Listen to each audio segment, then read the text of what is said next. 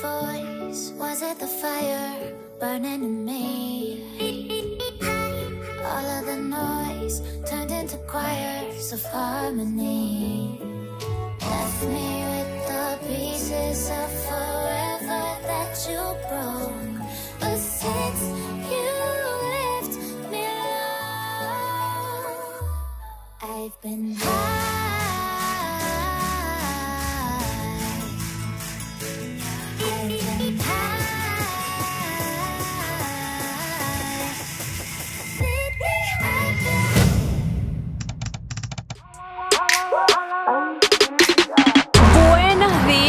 Por la mañana, bueno, para nosotros, no sé si estás viendo esto en la tarde o en la noche, pero bueno, da igual. El hecho es que hoy comenzamos otro día en este viaje por Berlín y como pueden ver, vamos a ver, seguro no pueden ver muy bien, pero el día no está tan nublado, pero sí hace un montón de frío. Yo estoy un poco congelada y tengo miedo de que me vaya a dar más frío más tarde y no tenga dónde comprar algo más para cubrirme. Pero bueno, ya eso lo iremos viendo después. El hecho es que hoy nos hemos despertado más temprano de lo normal porque vamos a ir a uno de los campos de concentración para ver un poco de la historia y para ver cómo pasaban sus días los que estaban allí, conocer un poquito más de la historia, que también fue una de las que nos motivó a venir a Berlín, a conocer esta ciudad, a conocer todo lo que tiene para mostrarnos. Entonces, allá vamos. Pues sí, y como este era uno de los lugares que queríamos visitar en este viaje, esta fue la razón por la cual compramos los tickets que compramos, que te mencionamos en videos anteriores, que si no los has visto, pues te los dejo por aquí arriba. Este campo de concentración queda a las afueras de Berlín. Para llegar a él, más o menos desde Berlín, te va a tomar alrededor de 1 hora. Y la forma más fácil que nosotros encontramos para trasladarnos hacia allá es tomar el S-Bahn hacia Oranienburg. Y ya llegamos aquí a Oranienburg. Es el pueblo donde está ubicado el campo de concentración. Llegamos aquí desde tren, realmente fueron 2 trenes. Y desde donde te deja el tren puedes agarrar un autobús que te deja directamente en la puerta del campo de concentración de Sachsenhausen. Nosotros decidimos irnos caminando para también conocer un poco el pueblo y... Somos fitness y tal. Porque también tenemos entendido de que muchas de las casas que están por acá, por no decir todas, porque creo que hay algunas nuevas, vivían la familia y los militares que trabajaban dentro del campo de concentración. Entonces más o menos también para ver cómo era su estilo, dónde vivían, cómo eran las casas y entender un poco también todo lo que rodea al campo de concentración. Es importante que te cuente que la entrada a este campo de concentración es totalmente gratuita y puedes hacer el recorrido por tu cuenta. Si sabes inglés, la verdad es que está bastante explicado todo, casi todas las cosas están tanto en alemán como en inglés, y en la entrada puedes pedir incluso una audioguía que más o menos te puede ir contando algo. También existe la opción de tomar un tour guiado, duran alrededor de unas 6 horas más o menos, te explican muy a detalle todo lo que tienes que saber de este campo. Van en precio más o menos entre unos 15 y 21 euros por persona, pero bueno, nosotros en este caso no decidimos tomar este tour porque no queríamos destinar tanto tiempo a estar en el campo, ya que teníamos otras cosas que hacer este día, que ya las van a ver en el resto del video. Un dato curioso que no sabíamos, que justo íbamos caminando por aquí y también hay muchos grupos de turistas, y dijo algo que no sabíamos ni habíamos leído, de que este pueblo fue el más bombardeado de todo Berlín. O sea, cayeron más bombas por metro cuadrado de lo que cayó en Berlín, y todo eso en el tiempo de la guerra. La ciudad de Oranienburg fue bombardeada con más de 5.000 bombas y muchas de ellas no detonaron y están bajo tierra y amenazan con detonar en algún momento. Desde 1990 el gobierno se dio cuenta de que estas bombas estaban hundidas bajo tierra y empezaron a hacer trabajos para ir desactivándolas poco a poco para que no hubiese ningún tipo de peligro, y solamente en 1990 se encontraron 150 todavía activas que lograron desactivar y unas 350 que siguen todavía por ahí hundidas. Es por esta razón que por el centro de Oranienburg está completamente prohibido que pasen camiones o vehículos pesados, porque supuestamente este peso podrían activar alguna de estas bombas que están hundidas. Ya estamos llegando aquí al campo de concentración, justo al final de este caminato, por este recto, al final, no sé si se ve una pared gris. Esa pared gris es la entrada al campo de concentración. Bueno, vamos a ver qué aprendemos de nuevo por acá y tratar de entender un poco más la historia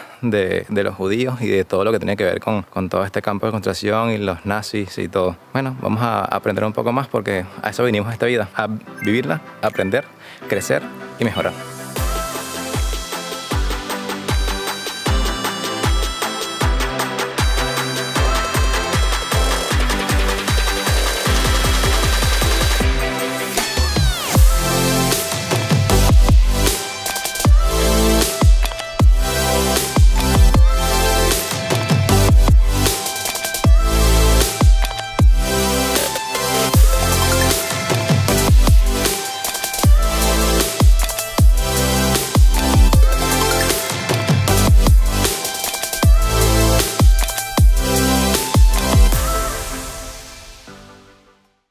Una de las primeras cosas que podemos decir de este campo de concentración es que existió desde 1936 hasta 1945. Por aquí pasaron aproximadamente más de 120.000 prisioneros, entre judíos, entre polacos y todos los que se pusieran al régimen nazi. Bueno, también este campo de concentración desde 1945, que dejó de funcionar para los nazis, empezó a funcionar para la NKVD como un lugar para meter a sus presos políticos. Otra de las cosas que también podemos decir de aquí es que principalmente fue construido para los presos políticos, pero ya después sí fueron trayendo gente judía, gitanos, polacos, y además murieron alrededor de 30.000 personas. Pero en un principio no era un campo para aniquilar ni para matar, sino para que obligar a la gente a trabajar. O sea, la gente hacía trabajos forzados y bueno, más que todo era como para hacer armamentos. Incluso en algunos momentos también fueron utilizados para hacer experimentos médicos,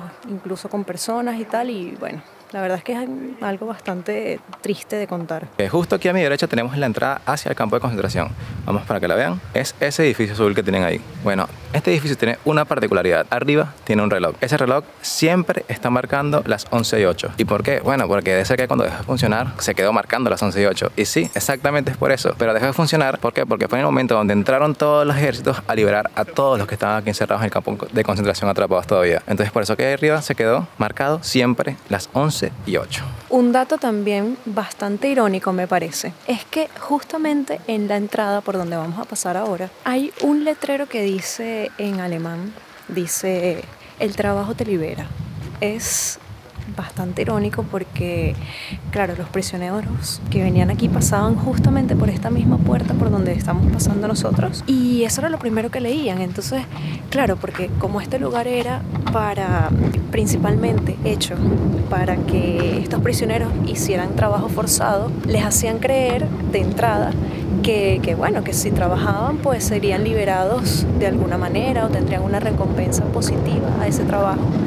Y lo que no sabía la mayoría, bueno, ninguno de los que entraba aquí, era que nunca esa fue la idea. Bastante irónica esa frase allí en la entrada, me parece.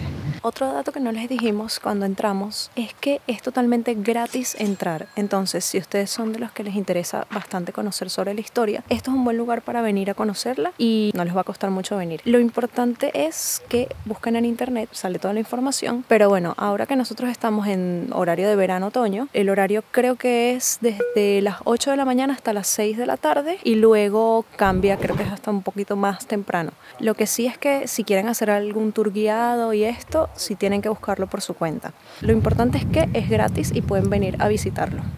Otro dato es que fue diseñado por un arquitecto. ¿Y por qué fue diseñado por un arquitecto? Porque la idea era como diseñarlo de cierta forma de que con poco personal militar pudiesen vigilar a muchos prisioneros. Entonces por eso es que está construido como de esta forma, que trataré de grabárselo para que puedan verlo con otros videos, de que es como si todos los barracones estuviesen en forma de abanico con una torre de vigilancia para poder ver a todos y prácticamente con pocas personas poder ver a todo el campo y todos sus barracones.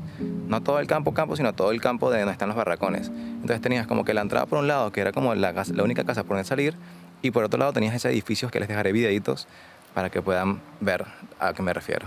Una de las cosas que te recomendamos que hagas al inicio del recorrido es que vayas específicamente a lo que era la cocina de los prisioneros. Esta fue reformada para ser utilizada hoy en día como un museo donde se explican la mayoría de las cosas más importantes que pasaron aquí en el campo. Así como la entrada al campo, la entrada a este museo es gratis y está dividido en 4 partes o en 4 temas: la organización y construcción del campo, la sociedad de los prisioneros, condiciones de vida en el campo de trabajo forzoso y violencia, terror. Realmente ellos proporcionan una cronología bastante específica de las cosas ocurridas en el campo. Es bastante interesante a mi punto de vista. Además, aquí se pueden encontrar tanto utensilios pequeños como utensilios de cocina, armónicas, incluso piezas de ropa que utilizaban algunos prisioneros, como también artefactos un poquito más grandes y no tan agradables como por ejemplo aparatos de tortura y esas cosas que no nos gustan tanto. Entrar a este museo te pone bastante en perspectiva de todo lo que te vas a encontrar durante tu recorrido y además nos hizo pensar y sentir muchas cosas. Como que me entristece. O sea, imaginar todo lo que pasaron y cómo vivían y todo lo que pudieron haber sufrido, no sé, como que me llega al corazón. Verlo de cerca es fuerte.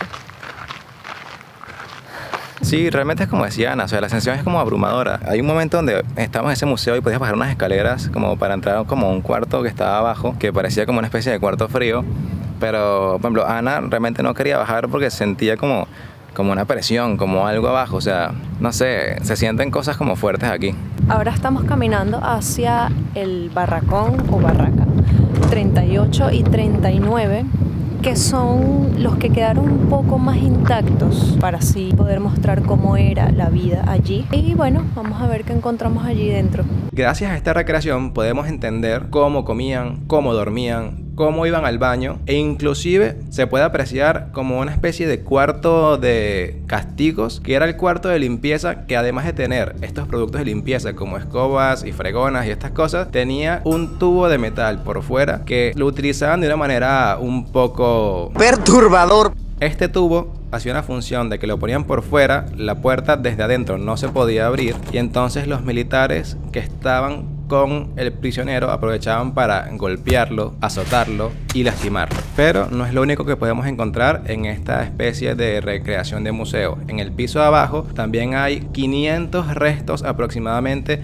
de zapatos. Y tú preguntarás, ¿eran de los que vivían ahí? No, eran porque a estos prisioneros les obligaban como trabajo forzado a hacer zapatos. Ya salimos del barracón 38 y realmente es fuerte lo que se ve dentro. O sea, es como ves las condiciones inhumanas, inhóspitas y asquerosas que vivían ellos. O sea, todos apilados para dormir, baños megacomunales. Igual ya les iremos mostrando cosas. Pero, o sea, cada cosa que ves aquí te llega a decir que mierda lo que vivieron ellos y que mal todo, que ridículo cómo una persona puede llegar a ser tan destructiva. Pero lo destructivo no llega hasta ahí. Cerca de estos barracones del 38 y del 39 está el bloque de prisiones. Algo que a mi parecer es bastante ridículo e irónico, porque son prisiones dentro de una prisión. El objetivo de recluir aún más a los prisioneros. ¿Pero a cuáles? Aquellos que habían tratado de escapar o se negaban a cumplir sus obligaciones. Y estas prisiones tenían diferentes niveles, comenzando desde algunas que tenían entrada de luz natural y camas, hasta otras que bloqueaban por completo la luz natural, ya bien sea por tablas o placas de metal, y no tenían cama, dormían prácticamente como en unas pajas en el suelo. Esta prisión era principalmente utilizada para algunos prisioneros que se portaban muy mal, peor de lo que esperaban. No es que se portaban mal, es que trataban de sobrevivir y escapaban de eso. Entonces, bueno, allí también existían un montón de torturas que no se las vamos a contar porque son bastante fuertes. Realmente en cada uno de los lugares que entramos vamos conociendo un poco más de la historia y la verdad es que es bastante fuerte lo que vivía la gente aquí. O sea, es impactante pensar que puede haber tanta maldad, que el humano puede hacerle tanto daño a otro ser humano. Yo pienso que este sitio lo han dejado aquí en pie como para hacer que sea un sitio de reflexión o que la gente venga a conocer la historia, pero a manera de que eso no se vuelva a repetir, porque es bastante fuerte lo que ves que sucedía en este lugar. Ya acabamos de llegar al sitio donde se cometían la mayor cantidad de... Esto que tienen aquí atrás de mí, que se ve por aquí, es donde separaban los prisioneros y los ejecutaban. Allí hay como una partecita, Sí, es como una cajita de madera, que no sé si con esto se alcance a ver. Nada, los prisioneros, entre varios soldados, los agarraban y los ponían allí para que el prisionero no pudiese moverse y se pudiese quedar de pie allí para poder con mayor exactitud. Este método era el principal método que se utilizaba aquí. También era un método bastante fuerte porque, claro, los prisioneros venían en fila, ellos hacían fila y ya sabían a lo que iban, ellos ya sabían que venían a hacer. Entonces ponían un poco de resistencia. Y los soldados también no estaban muy contentos con eso, porque claro, se les hacía más difícil y pasaban más tiempo entre agarrar al prisionero, ponerlo allá, tal. Entonces pensaron en idear otra forma de... Pero bueno, por lo pronto hablemos de lo que está aquí. Una vez que los prisioneros eran ejecutados, no sé si por aquí se podrá ver esta puertica, por aquí llevaban los cuerpos para hacer... Es bastante fuerte saber que por estos caminos estuvieron caminando en fila y ya sabían que iban al momento de su muerte. No imagino que podrán haber pensado ellos en ese momento. Como es bien sabido, el método para ejecutar no era otro. Era uno un poco más masivo, un poco más fuerte y un poco más destructivo. Y eran las cámaras de gas. Y justo aquí, este cuadro blanco que tenemos aquí atrás son los restos de esta misma. Entonces vamos a entrar, vamos a verla y hablemos un poco de ello.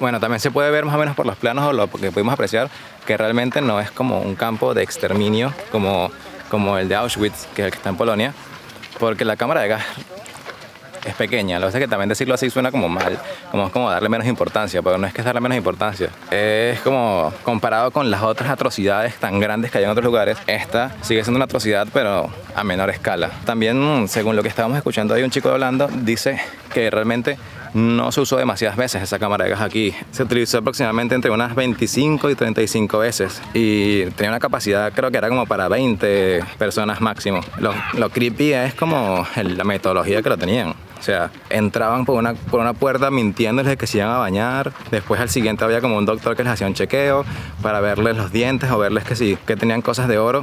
No sé, toda una metodología bastante creepy, bastante inhumana, en mi opinión.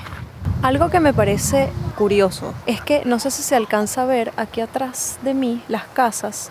Esas son las casas donde vivían las familias de los militares que trabajaban aquí. O sea, como no existe una frontera prácticamente entre esas casas donde vivía la gente y tenía una vida normal, entre comillas, y esto que es el campo de concentración donde ocurrían cosas tan fuertes y tan feas. Es un contraste muy extraño, la verdad. Otro trabajo forzado que le hacían era que, así como pudimos ver antes en lo que vimos en el museo, ellos se encargaban de construir zapatos o de elaborarlos y otros tipos de cosas con cuero. Además de hacer el zapato, tenían que hacer las pruebas y los hacían correr alrededor de todo el campo, aproximadamente unos 40 kilómetros, para ver si el zapato funcionaba, y los hacían para amoldar y para aflojar los zapatos para los militares no tuviesen zapatos duros recién comprados. Y yo me digo, si este es el camino por el que tenían que caminar, yo estoy con unos Nikes de goma, cómodos y si pueden ver cómo voy como brincando, como cayendo en piedras. Ellos con unos zapatos de cuero hacer lo mismo, yo lo veo más tortura que trabajo forzado. Bueno, esto de aquí atrás, por lo que tenemos entendido, es como una zona donde por esta rampa, no sé si se ve, pasaban las carretas como las que vimos antes en el museo y por ahí se llevaban los cuerpos, los llevaban hasta abajo. Y esta casa es como la casa de las autopsias y la casa de donde le sacaban todas las cosas, los dientes de oro, le sacaban todo lo de valor que podían tener en los cuerpos. ¿Y dónde se lo sacaban? Bueno, se lo sacaban aquí, en esas camillas que ven ahí. Ahí ponían los cuerpos y empezaban a hacer las autopsias y los exámenes. Y bueno, ya saben que los nazis también son muy reconocidos por hacer experimentos con cuerpos humanos, sobre todo con el tema de fertilidad. Ya estamos casi de salida por la caminata que hemos hecho aquí por el campo. Y no sé si se alcanza a ver aquí cómo era la protección del muro y, a ver, me parece que era bastante grande la protección. Hay un montón de alambres de púas y tengo entendido que eso estaba todo electrificado. Entonces me imagino que era bastante difícil para los prisioneros cruzar esa barrera para salir.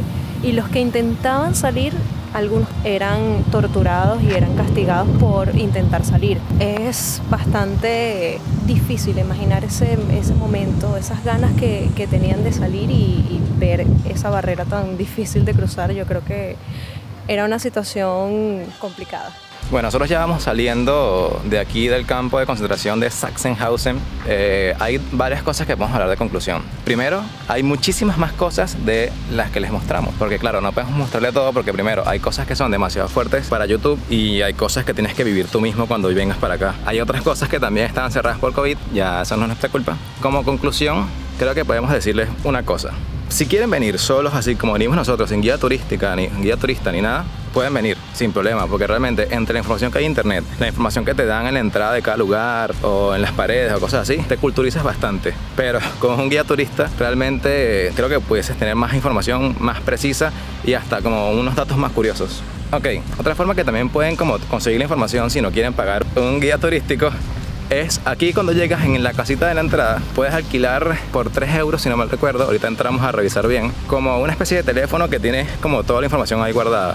Tú pones el número que ves en las paredes o ves en las zonas y te dice como la información en tu idioma de lo que tú quieres. Y bueno, creo que están prácticamente todos los idiomas. Lo único que está en contra, por decirlo de alguna manera, de que hagas el tour o de que vengas a conocer este campo por tu cuenta sin grupo turístico ni nada de esto, es que toda la información está en alemán y en inglés. Entonces, si no sabes mucho inglés, sí te recomendamos que al menos el telefonito este que dice Gabriel, que al menos lo consigas para que no te pierdas de toda la información, que hay algunas cosas que no están en internet, incluso que valdría muchísimo la pena que si vienes y haces el viaje hasta acá, la conozcas.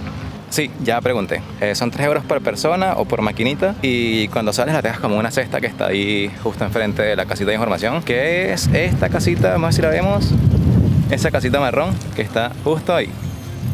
O sea, está en la entrada, no tienes que preocuparte de buscarla muchísimo. Ya estamos de regreso en Berlín. Ahora queremos darle nuestras conclusiones de la experiencia o de lo que pudimos aprender del campo de Sachsenhausen. Bueno, la verdad es que es un sitio en el que se siente bastante la tristeza y como les dijimos antes, nos enteramos o aprendimos muchísimas cosas que no están en internet, que si vienen es bueno verlos en vivo. No sé, a mí me dejó como una reflexión. Además de que me parece increíble que todavía queda gente viva que pudo haber vivido eso. O sea, es algo de historias fuertes, pero lo que me parece interesante es que están tratando como de seguir recordando lo que pasó y lo que se hizo para, me imagino, no volver a cometer los mismos errores. Yo espero que realmente nunca vuelvan a cometer los mismos errores y estos errores no los cometan en ninguna parte del mundo. Es algo que tienen que vivir en persona, es algo que tienen que llevarse ustedes cuando vengan. Bueno, y aquí nos acaba la clase de historia. Vamos ahorita a acercarnos hacia el Museo Judío que lo tenemos por aquí atrás para terminar como de empaparnos de esta cultura, así que sigamos nuestro camino. Está abierto desde las 10 de la mañana hasta las 7 de la tarde, pero piensa que la última entrada es a las 6. La entrada es completamente gratuita, pero si quieres entrar como a la exhibición temporal o el edificio antiguo, te cuesta 8 euros. Además, tiene una audioguía que puedes descargar completamente gratis desde la Play Store o de la App Store. En este museo pudimos ver la historia de los judíos en Alemania desde la Edad Media hasta prácticamente la actualidad. Y creo que la presentaron de una manera extremadamente didáctica lúdica e interactiva. En lo personal, una de las atracciones que más nos dejó locos es el Jardín del Exilio. Digamos que es como algo parecido al memorial de los judíos que vamos a ver más adelante hoy. Son un montón de pilares de hormigón en un plano inclinado, ellos están como en otro tipo de inclinación, entonces te da como esa sensación de desorientación y de que te vas a caer, y según esta era la idea, porque querían que te hicieran sentir como desorientado como los judíos cuando fueron exiliados. Y hay otra parte que nos pareció extremadamente bonita, que es donde estaba el árbol de los deseos, que era un lugar donde tenías como una especie de hojitas verdes, donde en ella podíamos poner el deseo que quisiéramos y guindarlo en este árbol de los deseos para que se hiciera realidad. Y además en toda esa zona habían proyecciones desde la Torá, que es la Biblia de los judíos, hasta fragmentos de la historia. Y bueno, ya salimos del Museo Judío. ¿Qué te puedo decir de eso? Que complementa casi a la perfección todo lo que vimos arriba en el campo de concentración. ¿Por qué? Porque habla sobre la historia de los judíos desde prácticamente sus reyes hasta el tiempo del Holocausto. Así que creo que como información extra viene espectacular. Bueno, el museo la verdad es que está bastante bueno para visitarlo. Es demasiado interactivo, a mí me encantó y te hace entender bastante bien la historia. Y otra cosa que no entendemos por qué pasó, pero bueno, lo agradecemos en realidad, es que cada entrada costaba 8 euros. Y no sabemos por qué no salió gratis. Miren, aquí dice 0, o sea, no entendimos, nunca entendimos qué pasó. Ahora en el futuro lo entendemos. Y es que fuimos el primer domingo de cada mes, y eso es algo que pasa en bastantes países de Europa, que los primeros domingos de mes es como el día del museo, entonces abren gratuitamente al que quiera entrar a los museos o a ciertas exhibiciones. Y para cerrar el día de conmemoración a los judíos que decidimos hacer Ana y yo hoy, queríamos cerrarlo viendo el atardecer aquí, donde estamos ahora. Si has logrado ver fotos o videos de esto, entenderás qué es. Si no, te lo explico. Esto es el memorial para los judíos que sufrieron durante el Holocausto. Bueno, como pueden ver, esto es un espacio bastante amplio, bastante grande. En realidad es más o menos aproximadamente de unos 19.000 metros. O sea, imagínense lo grande que es. Y es como un plano más o menos inclinado. Tiene un montón de estelas de hormigón, que son estas, que son como unos bloques que son de diferente tamaño, que van alrededor de los 20 centímetros hasta los 2,40 metros de alto. Entonces es en cierta parte irregular, y creo que esa es lo que quiso el autor de esta obra, de este monumento, hacer ver la irregularidad, y que es bastante como incómodo cuando caminas alrededor de esto.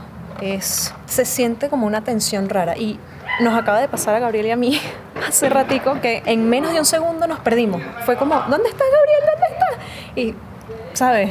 Súper loco, pero bueno, pues parece como tipo un laberinto. No es un laberinto, pero te da un poquito esa sensación. Toda esta estructura fue iniciada su construcción en el 2003, fue terminada en el 2004 y fue inaugurada en el 2005. Todo esto está muy cerca de la Puerta de Brandenburgo. O sea, simplemente bajamos y como a 3 minutos se encuentra esto. Y si seguimos bajando 3 minutos más aproximadamente, está Potsdamer Platz, que es donde estábamos el otro día, en el Sony Center, donde estaba parte del muro y todo esto.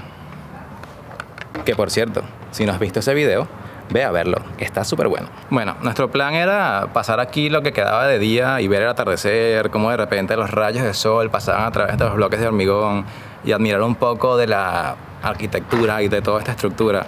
Pero parece que va a llover. El cielo se está nublando. Parece que va a llover. ¡Ay, mamá, me estoy mojando!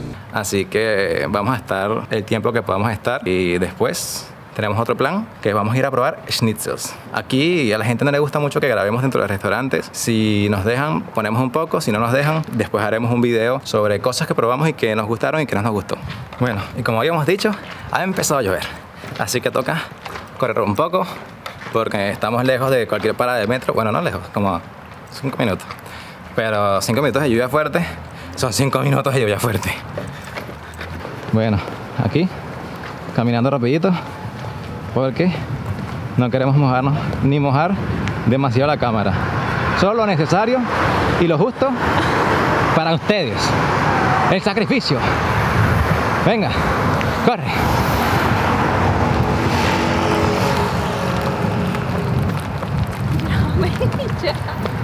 se metían dentro de maletas de personas que podían pasar el muro, o incluso los televisores de antes que tenían como todo ese armatoste atrás y tal, ellos desarmaban eso, se metían dentro del televisor y... La topografía del terror. Así podríamos complementar ya toda la historia del muro y ver más sobre lo que nos falta por informarnos. Lamentablemente creo que hoy sí no podremos ir porque... Tenemos que decirles algo, que justamente viendo un solo museo, miren el tiempo que nos tomó. Tienen que tener eso como prevención de si quieren visitar alguno de estos museos, pues venir con bastante tiempo. Bueno, la maldición del Checkpoint Charlie se volvió a cumplir. Dijimos que íbamos a dejar para más adelante la topografía del terror y había escampado, no estaba lloviendo, tampoco estaba súper soleado, pero dijimos, bueno, sí se puede. Venimos a Checkpoint Charlie, salimos porque está justo cerca y... We're driving cars on a Mars tonight. We're blasting off to the stars tonight.